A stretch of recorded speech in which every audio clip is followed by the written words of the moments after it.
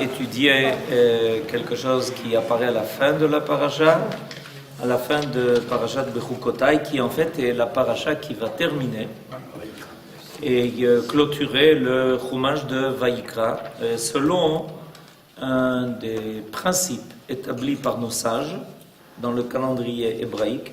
Le calendrier hébraïque que nous avons est un calendrier extrêmement précis et minutieux.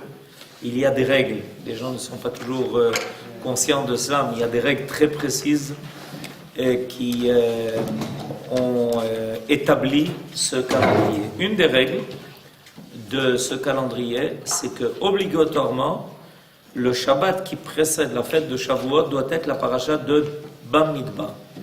C'est obligatoire. C'est une des règles du calendrier. Donc, c'est pas étonnant que ce Shabbat, on finisse le chumash de Vaïkra, de façon à ce que Shabbat prochain, la veille de Shavuot, on lise la paracha de Bamidbar. Alors, donc, je vous disais tout à l'heure qu'on va étudier un sujet qui apparaît à la fin de notre paracha, à la fin de parashat Bechukotai, un sujet un peu particulier, il faut dire. Et on va lire d'abord les versets que vous avez sur votre gauche, sur lequel va porter le commentaire du Rav Mundk. Kol cherem asher yachoram mina adam lo yipade mot yumat. Traduction, tout anathème qui aura été prononcé sur un homme, remarque numéro 2, par l'autorité compétente, c'est-à-dire Dieu ou les tribunaux. Donc, quand quelqu'un a été condamné à mort, soit par Dieu lui-même, soit par les hommes, c'est-à-dire dans un tribunal, qui a aussi ce rôle-là, lo yipade, et que cet anathème a été prononcé sur lui, il est irrévocable, il faudra qu'il meure. Et il y a quelque chose qui n'est pas ici traduit, et à mon avis c'est une grave omission, parce qu'on va voir tout de suite que le commentaire va précisément porter là-dessus, c'est qu'il ne peut pas être racheté. Il y a marqué lo yipade. Vous savez ce que c'est que Pidyon Haben? Lo yipade.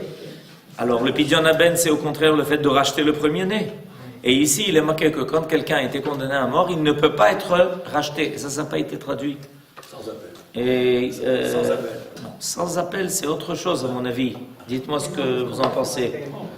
Il n'y a pas d'appel possible. Il n'y a pas d'appel, ça veut dire que quand quelqu'un est condamné, on peut ensuite porter appel pour essayer de faire annuler. Mais là, il est marqué que non seulement le décret est définitif, mais qu'en plus de ça, on ne peut pas, on aurait pu, il a été condamné, la sentence ne peut pas être annulée, mais peut-être qu'on peut racheter, peut-être qu'on peut le racheter, peut-être qu'on peut payer quelque chose en contrepartie de sa personne. Et on va voir dans la Bible que ça apparaît. Alors c'est ça précisément qui aujourd'hui va nous intéresser, parce qu'il y a quelque chose d'important à étudier là-dessus. Alors voyons le commentaire de Mundk. Tout anathème qui aurait été prononcé sur un homme, d'après le Targum Yonatan, qui est un des Targumim de la Torah. On connaît tous le Targum Onkelos, qui a traduit la Torah, et c'est un commentaire, et pas seulement une traduction en araméen, mais il y a aussi un autre Targum qui s'appelle le Targum Yonatan. La phrase se rapporte, ce verset-là se rapporte à un homme condamné à mort par décret divin, Mina Shamayim. Par exemple, un homme ayant commis un meurtre sans témoin ni avertissement. Quelqu'un qui commet un meurtre sans témoin et avertissement, on ne peut pas le traduire en justice chez les hommes. Ou en tout cas, on ne peut pas le condamner. On peut le traduire en justice. Mais à partir du moment où on n'est pas capable d'amener des témoins et que, en plus de ça, il n'a pas été prévenu à l'avance de la gravité de sa faute, alors le tribunal humain ne pourra pas le condamner. Ça veut dire pour autant qu'il s'en sortira. Parce que Akadosh Baruch Hu est là pour faire face à toutes les lacunes de la justice humaine, contrairement à ce qu'on pense. Il y en a qui sont persuadés qu'à partir du moment où on a réussi à échapper à la justice humaine, alors on est tranquille. Ah, pas du tout, on n'est pas du tout tranquille, parce que c'est Akadosh Baruch Hu qui prend les choses en main. Et au contraire, des fois, on conseille fortement à quelqu'un de prendre sur lui la sanction que le tribunal ou l'autorité compétente décrétera contre lui pour précisément le protéger et le sauver de la sentence divine. C'est pas toujours à ton avantage que tu n'es pas condamné et que tu n'es pas sanctionné par le tribunal humain. C'est pas toujours à ton avantage. Mais comment on sait que c'est lui? Comment on sait que c'est lui? Ah, ok. Alors je vais vous dire comment on sait que c'est lui. Il y a une impasse. À l'entrée de l'impasse, il y a une caméra. À la sortie de l'impasse, il y a une caméra. Et la seule personne qui est rentrée dans l'impasse, c'est la personne qui a été filmée. La seule personne qui est sortie de l'impasse, c'est la même personne qui est filmée. Et il n'y avait personne d'autre que la victime dans l'impasse. Et c'est elle qui est morte.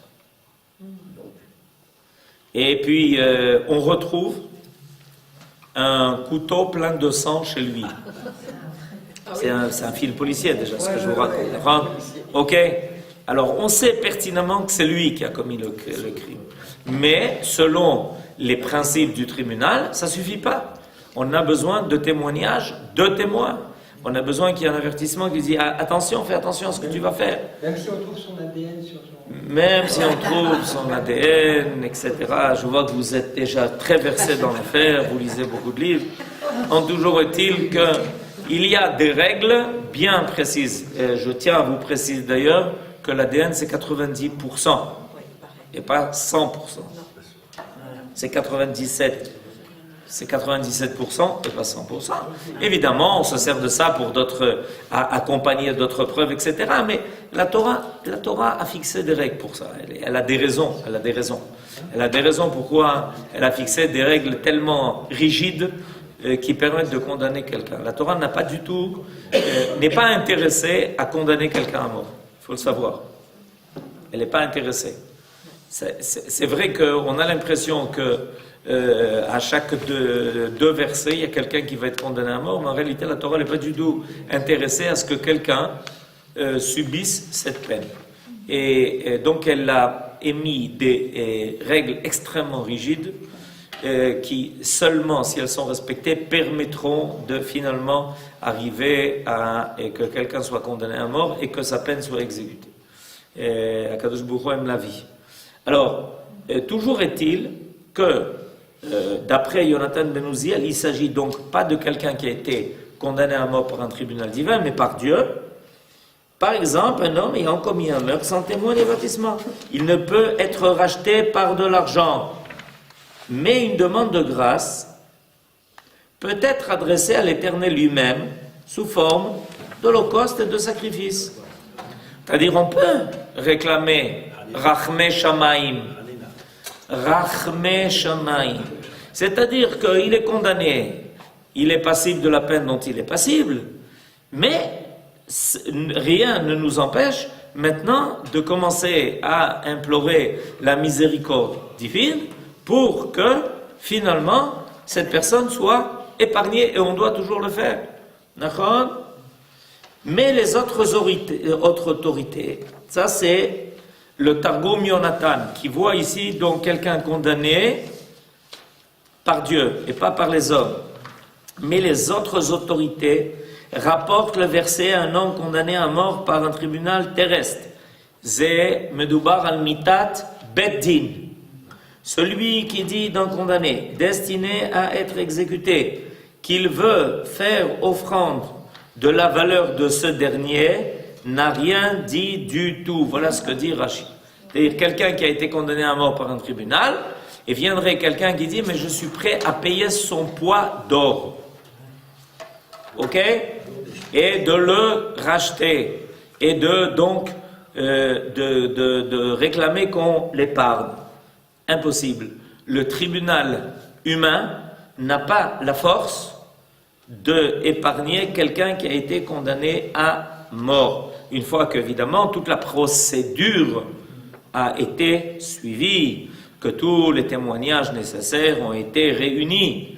Mais une fois que la condamnation à mort a été prononcée, c'est plus entre les mains du tribunal. Et si quelqu'un viendrait se proposer de le racheter pour l'épargner, on lui dit on est désolé, mais ça nous les hommes, on ne peut pas faire. Et Akadosh Baruch Hu, il peut faire? Oui, Et bien sûr. Mais bien sûr. Parce que lui, il peut faire ce que nous, on ne peut pas faire. Exactement. Par exemple, qu'est-ce qu'Akadosh Baruch Hu peut faire que nous ne pouvons pas faire? Accorder la clé. Oui, Nachon, mais pourquoi est-ce que lui, il peut le faire et nous pas? Parce qu'il est conscient des circonstances. Parce qu'il est conscient de toutes les circonstances. Il a fait, première raison. Autre raison. Il faut épargner un humain. Oui, mais pourquoi le tribunal ne peut pas le faire et les hommes et Dieu peut le faire? Quoi? Qu'est-ce que Akadosh Baruch Hu a de plus? Par exemple, je viens d'entendre, c'est vrai, que Dieu connaît des circonstances que peut-être nous ne connaissons pas. Ok, c'est une première raison. On peut faire Il connaît le futur. Il peut faire? Teshuva. Il a fait, mais quelqu'un regrette sincèrement, profondément, au fond de son cœur, il est complètement désolé, attristé. Ok, mais nous, on n'est pas capable de lire ce qu'il y a dans ton cœur.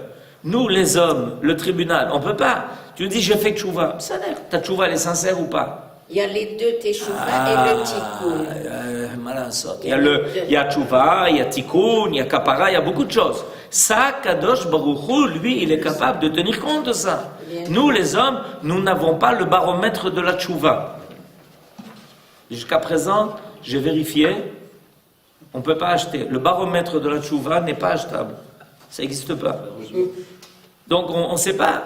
Alors, il est possible que, c'est vrai, qu'il ait fait tchouva, mais nous n'avons pas les moyens de vérifier ça. Lui, Akadosh Baruch Hu, par contre, peut le faire. Que représente en effet un tel vœu concernant la valeur estimative d'une personne qui n'en a plus puisqu'elle va à la mort? Alors, qu'est-ce que dit Rashi? Pourquoi quelqu'un ne peut pas proposer de donner la contre-valeur de quelqu'un de condamné à mort? Parce que quelqu'un qui est condamné à mort, en fait, il est déjà plus vivant, donc il n'a aucune valeur. Donc on ne peut pas acheter. On ne peut pas racheter la valeur d'une personne qui n'a plus aucune valeur.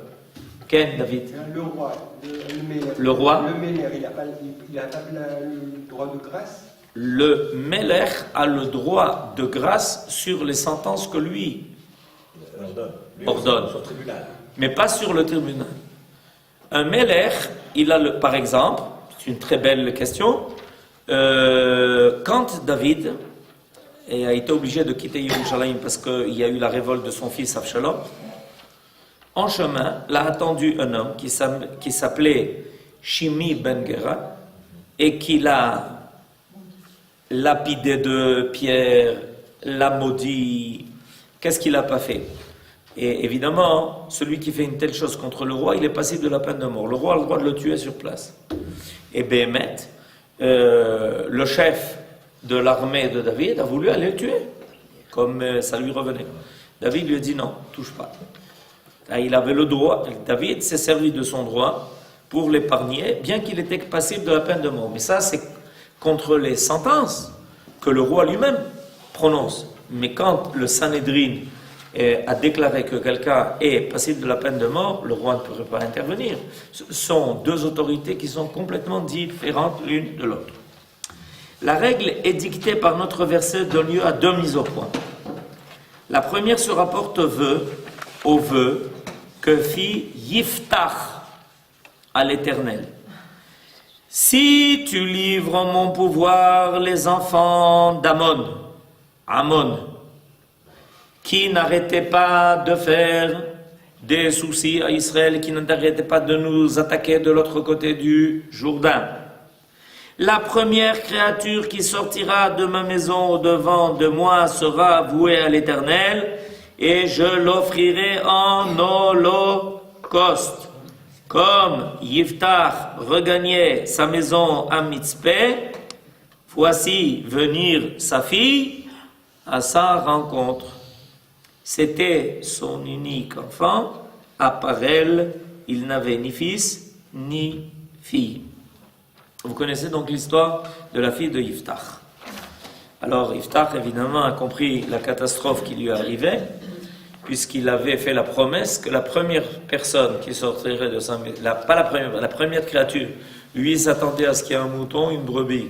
À la place de ça, c'est sa fille. Évidemment, il a été puni de son manque de prudence. Don Yitzhak Abravanel affirme que c'est d'ici que provient l'usage des catholiques d'envoyer leurs filles au couvent. Eh ben, qu'est-ce qu'ils ont été apprendre? Nachmanide, après avoir refuté certaines thèses insoutenables, explique que Yiftach commit la grave erreur de penser qu'un chérem de cette sorte, prononcé publiquement par un chef responsable ou par le tribunal suprême, était valable, même s'il ne découlait pas d'un ordre émanant de l'Éternel. C'est-à-dire qu'il pensait qu'il ne pouvait plus annuler son vœu. Quant au Midrash Tanhuma, il cite une tradition selon laquelle c'est l'ignorance de Yiftach qui lui fit ravir sa fille unique. En la voyant, il s'écria: hélas, ma fille, tu as provoqué mon humiliation et contribué à faire mon malheur, mais je me suis engagé devant l'Éternel et je ne puis me dédire. Or, le grand prêtre à cette époque était Pinchas. Son orgueil lui interdisait d'intervenir auprès de Yiftach. Comment, moi, grand prêtre, fils de grand prêtre, puisqu'il était le fils de Éléazar. Qu'il était le fils de Éléazar, qui était le fils de Aaron. Alors, comment moi, grand prêtre, fils de grand prêtre, déclara-t-il, m'abaisserai à aller chez un ignorant? En effet, en réalité, Yiftach aurait pu annuler son vœu. Pourquoi? Parce que c'est un néder, et ce néder n'avait aucune force, étant donné qu'il n'est nulle part marqué dans la Torah qu'on peut offrir en holocauste un homme. Il n'y a que les goyim qui ont pensé ça pour le peuple d'Israël. Ils nous ont fait le grand cadeau d'appeler la Shoah l'holocauste. C'est gentil de leur part, puisqu'on a été sacrifié sur l'autel des nations. Ça nous a coûté d'ailleurs pas mal de victimes, cette affaire. De penser qu'on pouvait être l'holocauste sur l'autel des nations. Je ne suis pas sûr d'ailleurs qu'ils ont renoncé à cette idée. Toujours est-il que Yiftach a fait une grave erreur au niveau de la halakha, et Pinchas était à cette époque le chef du Sanhédrin. Alors nos sages nous disent qu'il y avait deux possibilités. Soit que Yiftach aille consulter Pinchas, ou que Pinchas, ayant entendu cette nouvelle terrible, aille trouver Yiftach en lui disant: mais qu'est-ce que c'est cette histoire-là? Mais moi je t'annule ton vœu. Alors, mais chacun a dit: moi, je suis à la tête du peuple, c'est au grand prêtre, Kohen Gadol, de venir me consulter. L'autre, Pinchas, a dit: moi, je suis Kohen Gadol, c'est au chef du peuple de venir me voir. Et comme ça, chacun attendait que l'autre aille le voir. La voiture était en route avec le chauffeur dedans, mais personne n'était prêt à monter dans la voiture. Et nos sages nous disent: la paire de la jeune fille fut donc mise sur le compte de chacun d'eux, et tous deux furent punis. Pinchas perdit son inspiration divine, il perdit sa névoie. Yiftach eut ses ossements éparpillés, comme il est dit, il fut enseveli dans des villes de Gilad. C'est-à-dire qu'il avait une espèce de lèpre, et à chaque fois il perdait un de ses membres quelque part, à chaque fois on l'enterrait quelque part. Tout ça parce que, évidemment, ils ont pensé qu'ils devaient, Yiftach pensait qu'il devait aller jusqu'au bout dans le chérem qu'il avait prononcé contre sa fille. De deux choses l'une, soit le chérem portait et il pouvait annuler son vœu par Pinchas, soit le chérem bichlal ne portait pas, parce qu'on ne peut pas faire vœu de sacrifier une personne. Ça n'existe pas. Il n'y a pas de truc comme ça. Alors, évidemment, il y a une grave erreur de leur part. Donc, on voit ici le cas où, au contraire, quelqu'un aurait pu être sauvé et il n'a pas été sauvé. Le deuxième cas, La deuxième mise au point concerne le cas de Jonathan, fils du roi Shaoul, qui nous est relaté au chapitre 14 du premier livre de Shmuel. Un jour dur de combat contre les Plishtim. Shaoul avait adjuré le peuple en disant « Malheur à qui prendrait de la nourriture avant le soir, avant que j'aie fait justice à mes ennemis. » C'est-à-dire que pour pouvoir être sûr de gagner la guerre, Shaoul a exigé de ses soldats de jeûner le même jour. C'est bien ou pas bien? Mais oui, c'est ce qu'on dit. Ah, ok. Alors évidemment, quand on veut implorer à Kadosh Baruch Hu et prier et avoir des mérites, on jeûne, comme on le sait. Seulement, il y a quelqu'un qui n'était pas d'accord avec lui. Qui n'était pas d'accord avec Shaoul? Son propre fils. Lorsque Jonathan comparut devant Shaoul, il avoua, j'ai goûté un peu de miel avec le bout de la baguette que je tenais à la main. Je suis prêt à mourir. Quoi? Jonathan a dit, mais ça veut dire quoi? On est en combat et on jeûne? C'est pas comme ça que ça se passe. Si on veut gagner la guerre, il faut manger. Ces histoires-là de jeûner, tu vas affaiblir toute l'armée. C'est bien d'avoir des trucs. Ceux qui restent à la maison, qui jeûnent. Mais ceux qui sont au combat doivent manger. Notre rôle, c'est de gagner la guerre. C'est pas maintenant de dire Teilim. Il y a des gens qui se trompent des fois, qui pensent que c'est les soldats qui doivent dire Teilim et ceux qui restent chez eux se battre. Non, c'est pas comme ça que ça marche. Donc, Jonathan a goûté et Shaoul avait prononcé comme vœu que celui qui mangerait le même jour serait condamné à mort. Shaoul répondit, Dieu me soit toujours en aide, aussi vrai que tu vas mourir, Jonathan. C'est-à-dire Shaoul, il était prêt à réaliser. Mais le peuple dit à Shaoul, quoi? Jonathan mourrait, lui qui a procuré une si grande victoire à Israël, garde-toi bien de faire tomber un cheveu de sa tête, car c'est avec Dieu qu'il a agi en ce jour. L'intervention du peuple sauva Jonathan de la mort. Le peuple avait mis l'accent sur le fait que c'est inconsciemment que Jonathan avait violé le vœu de Shaoul, puisque ce vœu n'avait pas été porté à sa connaissance. Or, le roi, ça revient à ce que tout à l'heure a été dit, a le droit de prononcer des décrets. Et celui qui transgresse un ordre du roi est passible de la peine de mort.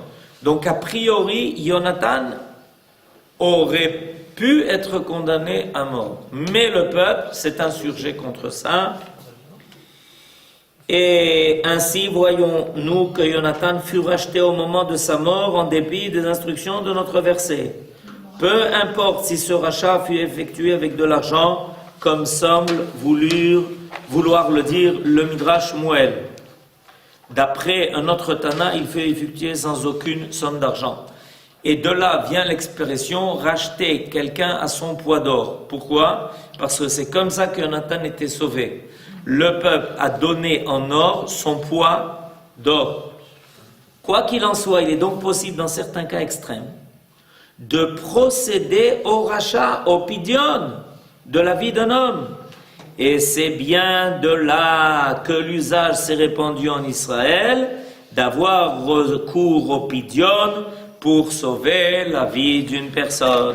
C'est-à-dire que quand, chas v'shalom, quelqu'un est en danger, et que des fois on a le sentiment de ça et on a conscience de ça, alors on se mobilise et on fait tout ce qu'on peut faire pour essayer évidemment de le sauver, et on est toujours là pour essayer d'implorer la miséricorde divine et de tout faire pour que finalement quelqu'un soit sauvé, surtout quand regardez, il y a quelque chose d'intéressant dans l'affaire, c'est que le peuple s'est pas contenté de sauver Jonathan, mais il a invoqué pour ça les mérites de Jonathan. De là, on apprend que quand quelqu'un est en danger pour une raison ou une autre, peu importe que ce soit au combat ou que quelqu'un, chas v'shalom, soit malade, une des choses importantes qu'il faut toujours faire, c'est rappeler les mérites de la personne. Quand on rappelle ses mérites, ça aide à éveiller dans le ciel les srouyot qui lui appartiennent, et ça le permet de le protéger et même de le sauver. Amen. Ken Yehei Ratzon.